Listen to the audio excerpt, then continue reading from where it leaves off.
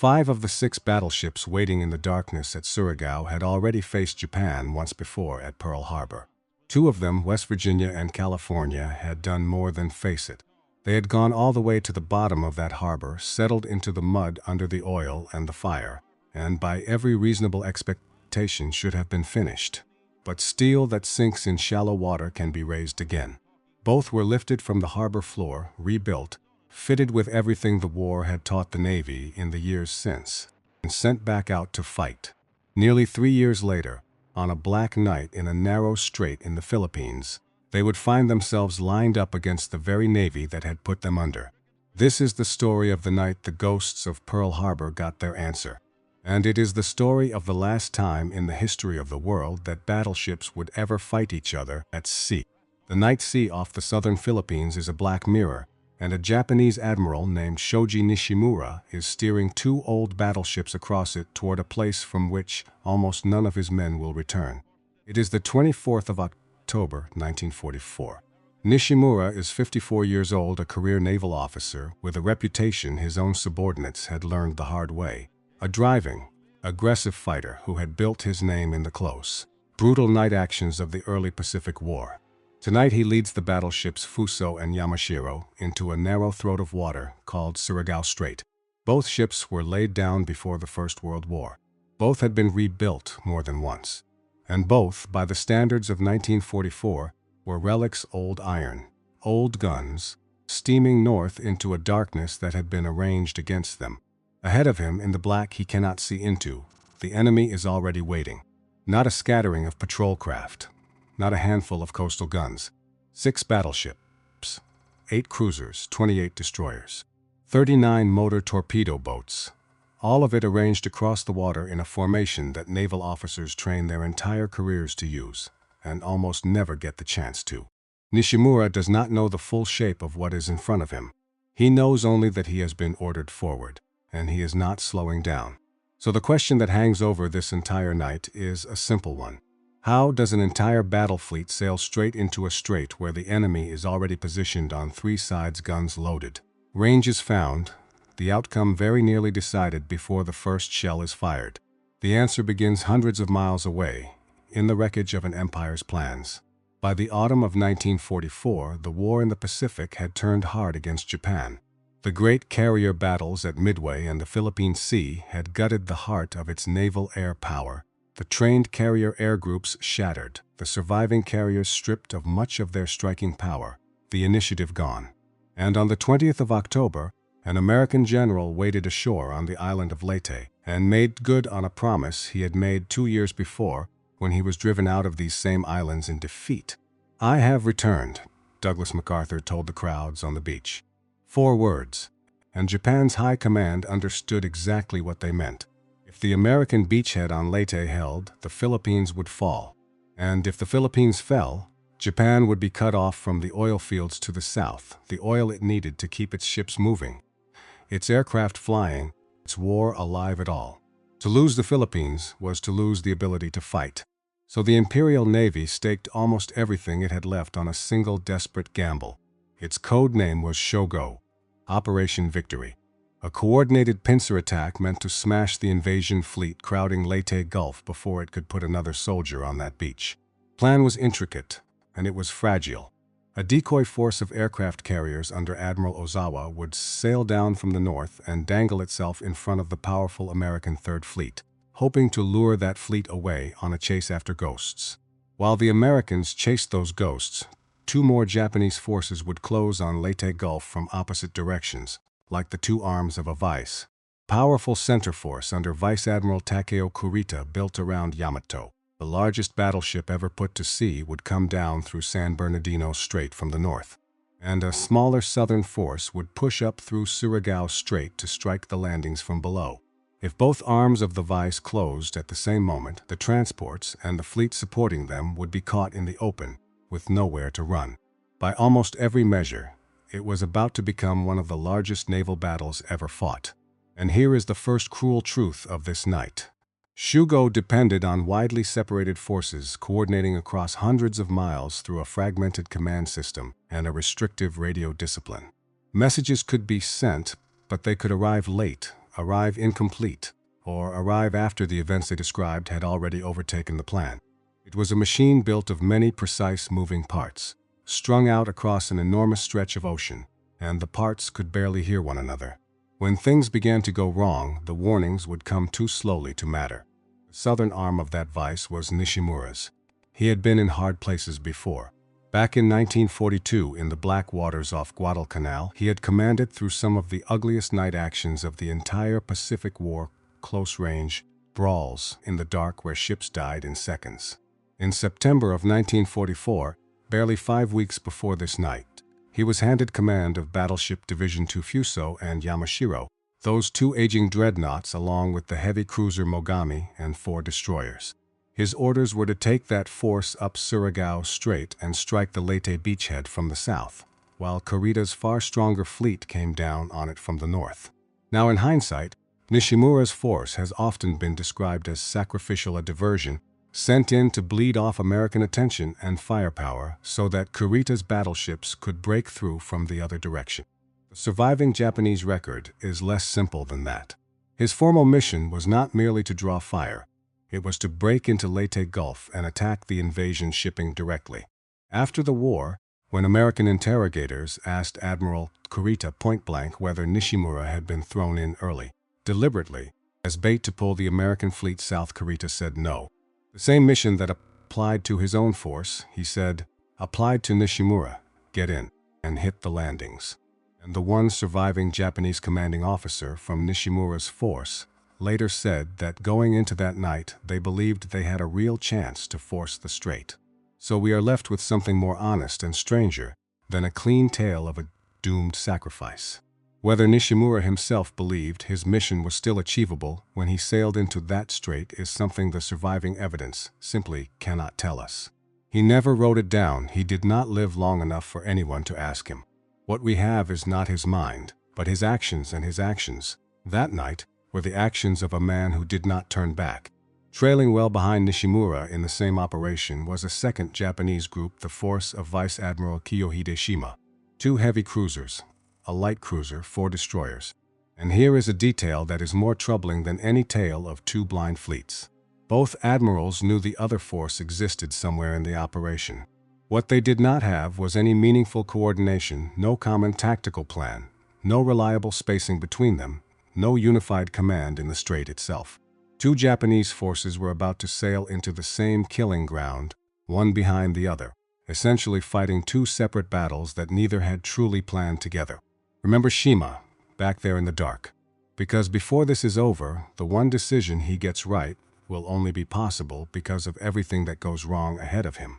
Nishimura would go in first and largely alone. Now cross the water. Cross it to the northern mouth of the strait, where it opens into Leyte Gulf, and meet the man who had spent the last several hours arranging the darkness into a killing ground. His name was Rear Admiral Jesse Oldendorf. He was 57 years old, an Annapolis man, and his officers called him Oli. He was not one of the war's glamour commanders. Before the war, he had captained a heavy cruiser on a peacetime voyage that once carried President Franklin Roosevelt himself across the water. Then he had spent much of the early war-hunting submarines in the Caribbean, unglamorous, grinding work, a long way from the headlines before finally being handed command of the old battleships assigned to cover MacArthur's landings. Those old battleships are the heart of this story. Because of the 6 battleships now waiting under Oldendorf's command at the top of Surigao Strait, 5 of them carried a wound that went all the way back to the first morning of the war. West Virginia, California, Tennessee, Maryland, Pennsylvania. All 5 had been under Japanese attack at Pearl Harbor on the morning of December 7, 1941. 3 of them, Tennessee, Maryland, and Pennsylvania, had survived that morning damaged, battered but afloat. But 2 of them, West Virginia and California, had done the thing that should have ended them. They had settled to the bottom of the harbor, taken down by torpedoes and bombs sunk in the mud and the burning oil.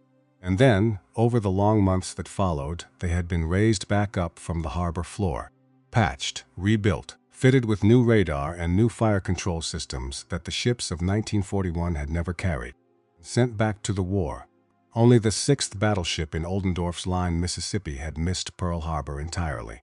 So consider what was actually happening that night in the dark off Leyte.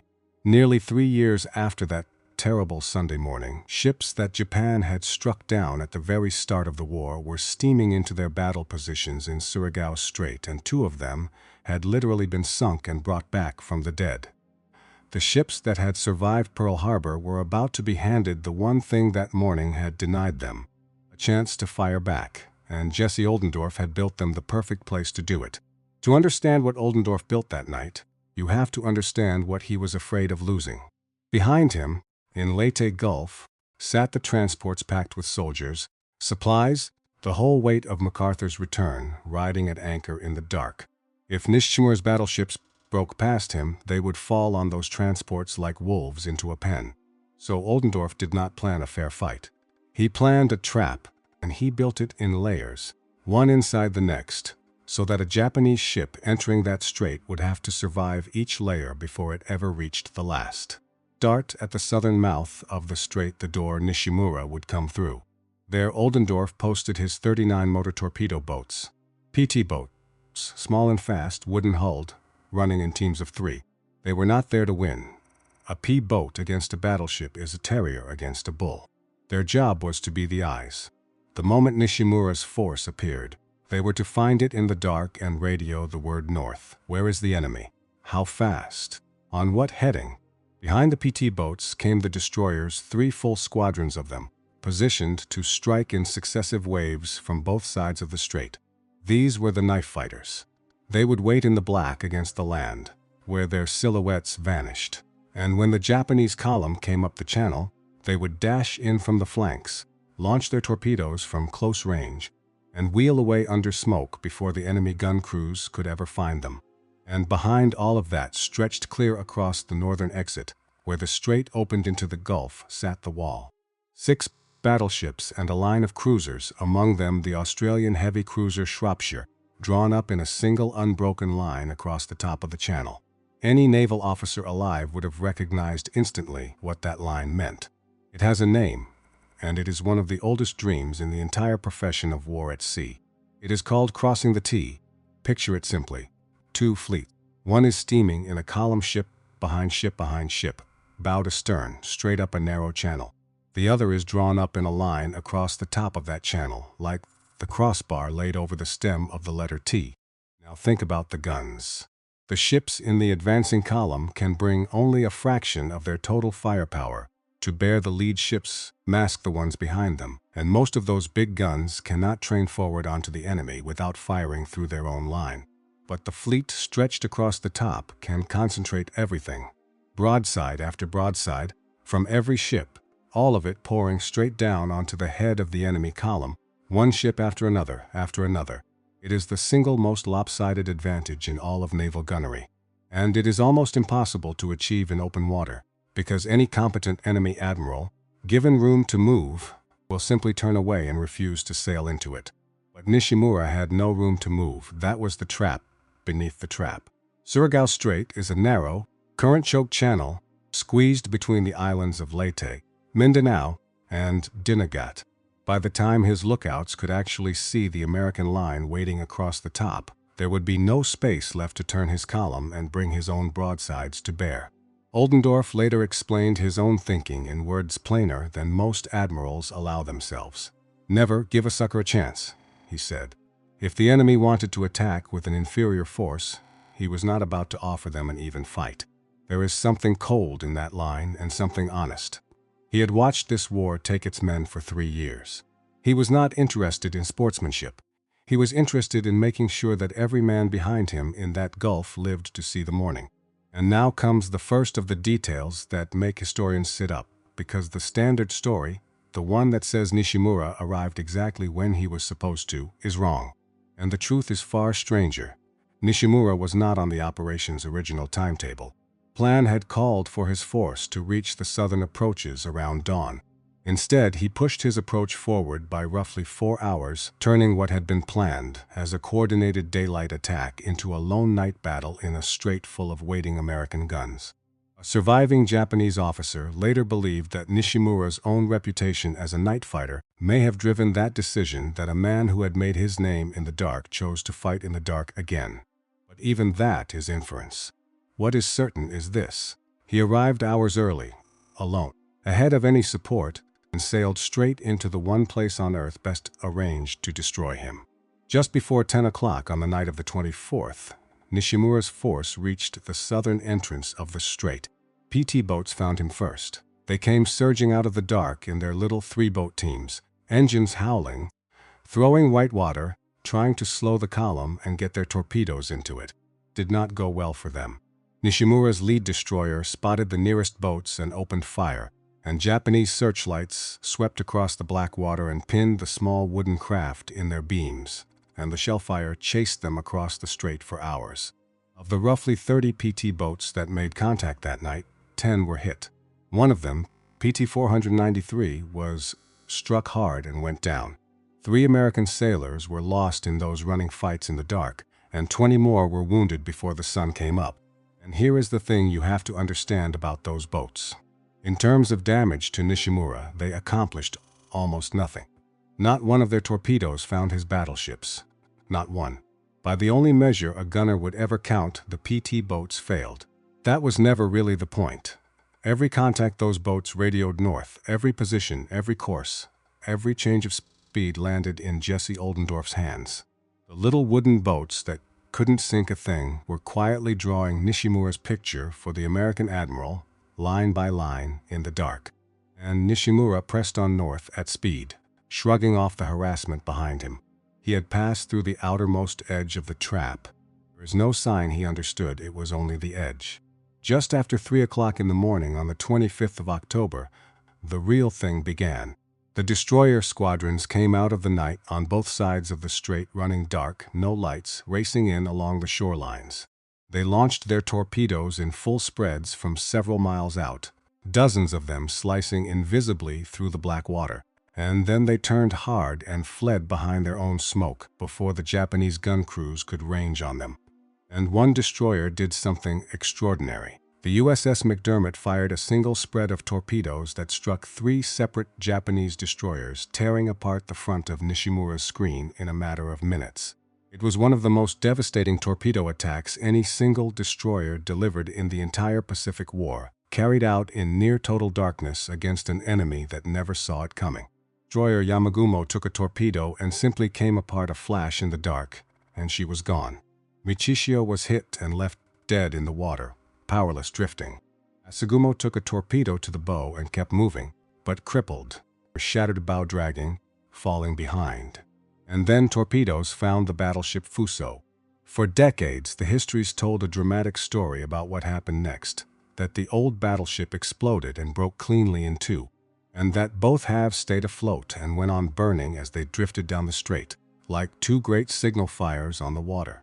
It is a haunting image, but the modern reconstruction of her sinking and the discovery of her wreck on the strait floor has made that famous picture increasingly difficult to defend. What seems far more likely is that Fuso was torn open by the torpedoes, flooded catastrophically, and capsized and sank while burning fuel spread across the surface around her. She went down without the spectacular two-halves drama that the older histories gave her. Of her crew of more than 1,400 men, only a small handful would ever be pulled from that water alive. But here is what matters most, and it is stranger than any legend. Nishimura did not know she was gone. Fuso never managed to get a message out. Mogami was holding to radio silence. And so, for a stretch of time in the middle of that battle, the admiral on Yamashiro's bridge simply had no idea that one of his 2 battleships, a ship steaming in his own line, had already been torn open and left to die behind him. He sent a report back up the chain, 2 of his destroyers torpedoed and drifting, but his flagship's fighting power not impaired. At one point he called into the darkness for Fuso to come up and take her place in the line, calling for a ship that was already sinking, a ship that would never answer. He was still issuing orders without knowing how completely his formation had already been torn apart behind him. He pressed on, and that decision carried him straight into the mouth of the wall. At 52 minutes past 3 in the morning, the battleship West Virginia, one of the 2 ships that had been raised from the mud of Pearl Harbor, had Yamashiro locked on her radar from more than 22,000 yards out, nearly 13 miles. She was tracking her target through a blackness the human eye could not begin to penetrate. and she had been tracking it for a long time, already holding her fire, making certain the shapes out there in the dark were the enemy, and not her own destroyers still weaving through the strait. Then she opened up. 8 16-inch guns, a full broadside of armor-piercing shells, each one weighing well over a ton, fired into the darkness at a target she could see only as a glowing point of light on a screen. Her first salvo hit. 2 minutes later, California and Tennessee found the range and joined her. And here is the terrible imbalance of it, the thing that made this less a battle than an execution. It was not that the Japanese could not shoot back. Their guns had the range to answer, and Yamashiro did answer, throwing her 14-inch shells out into the dark toward the American flashes, even straddling American ships. What the Japanese lacked was anything comparable to the Americans' ability to find, track, and hit a target accurately through the darkness. The Americans were firing by radar. The Japanese were firing at muzzle flashes and shadows. One side could see in the dark, the other was shooting blind. And that single difference, radar-directed fire, turned the engagement into something one-sided almost beyond belief. Within minutes, the old battleship was burning along her entire length, fires climbing her superstructure, her silhouette lit up against the black water for every gunner in the strait to see. Still she came on. Still her guns answered, throwing shells at flashes in the dark, a ship fighting an enemy she could not find, in a strait she could not leave. By now Yamashiro was a torch on the water. And for the Pearl Harbor veterans in that American battle line, the symbolism was impossible to miss. Japanese battleships were now burning under the guns of ships that Japan had once tried to send to the bottom. One after another, the rest of Oldendorf's line found their targets. Maryland ranged in on the towering splashes of the other ships' shells and opened up. Cruisers joined. And then, at 4 in the morning, a battleship named Mississippi, the one ship in that entire line that had never been at Pearl Harbor, the only one with no wound of her own to answer, forgot her firing solution at last, and fired a single full broadside at Yamashiro. The men who fired it could not have known how history would remember that salvo. Because that broadside, those few seconds of fire from a ship steaming back and forth in the dark off Leyte, was the last time in the history of the world that one battleship would ever fire its main guns at another.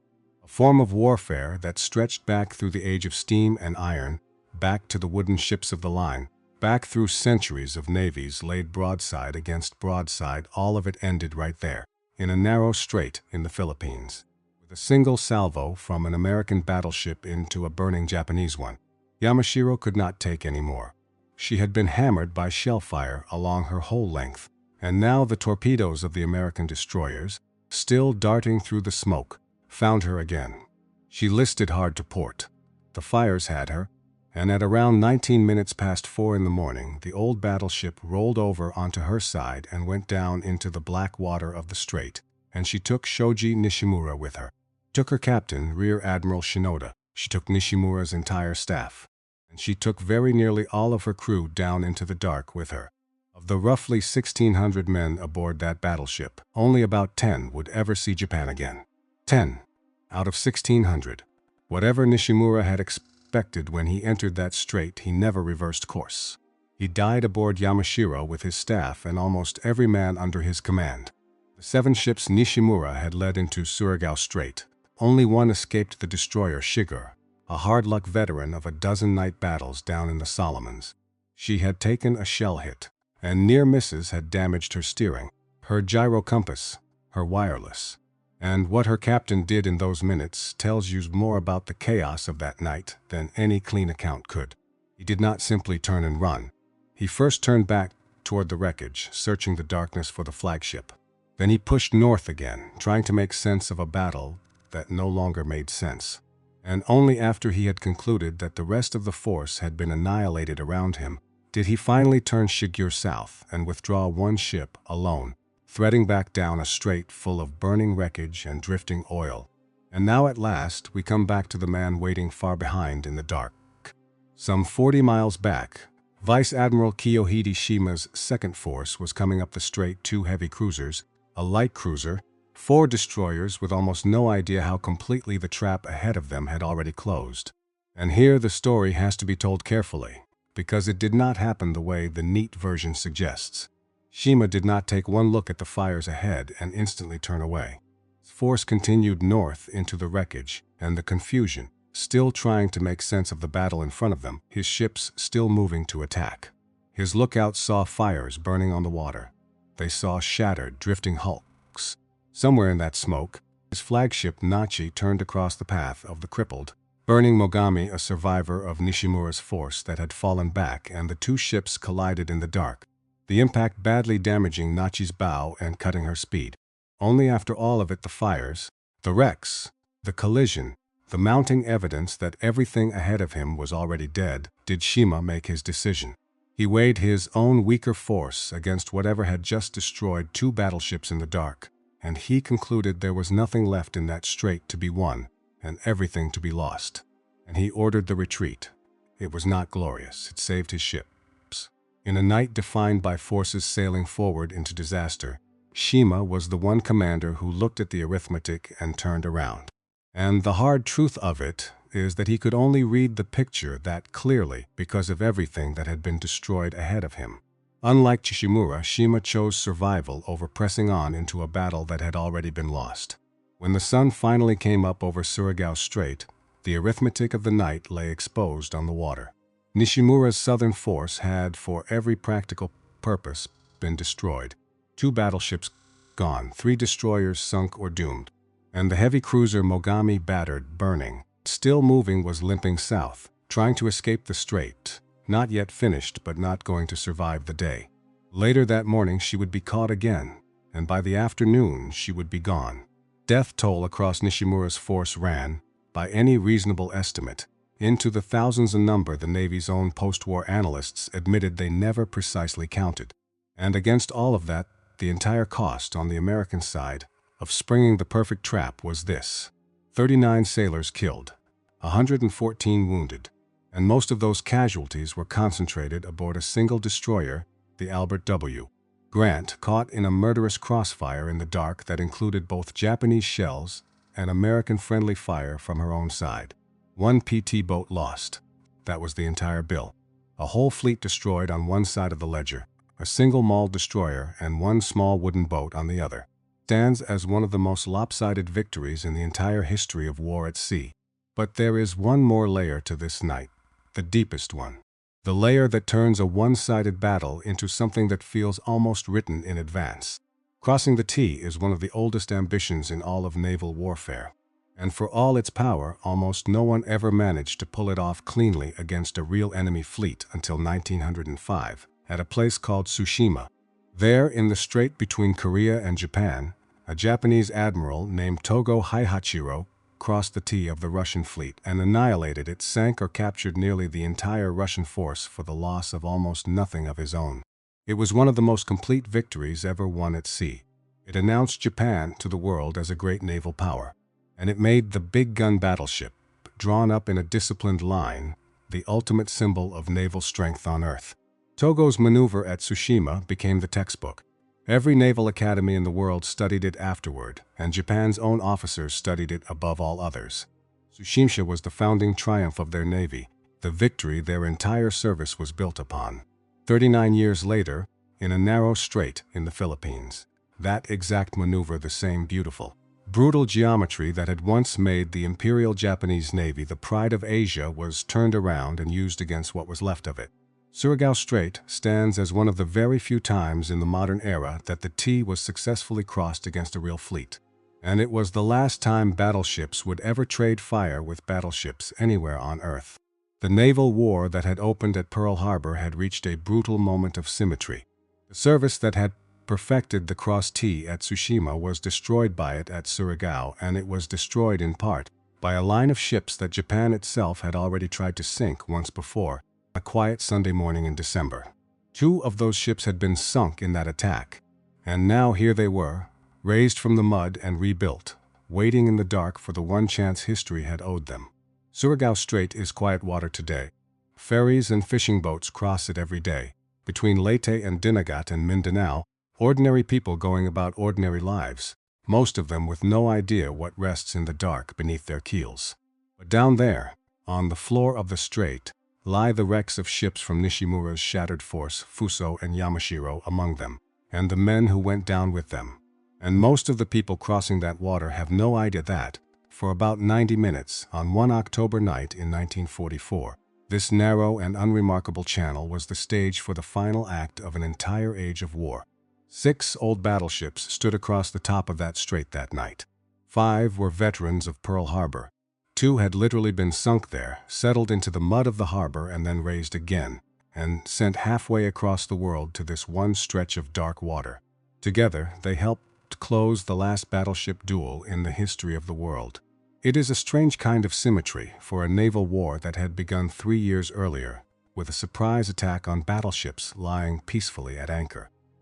The ships Japan tried to bury at the start were among the ships still standing at the end, waiting in the dark, with their guns loaded and their ranges found, for the one answer they had been owed since that Sunday morning. They had waited nearly 3 years for it, and in the black water of Surigao Strait, at last they got it.